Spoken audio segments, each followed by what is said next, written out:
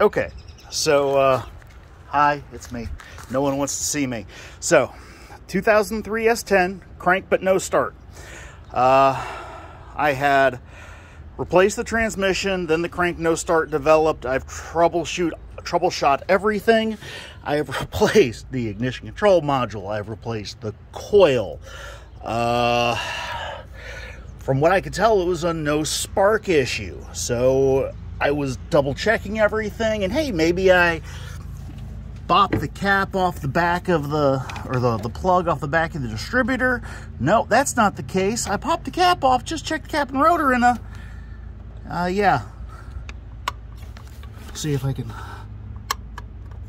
I don't think that's supposed to do that. I think that might be the problem. Maybe, I don't know.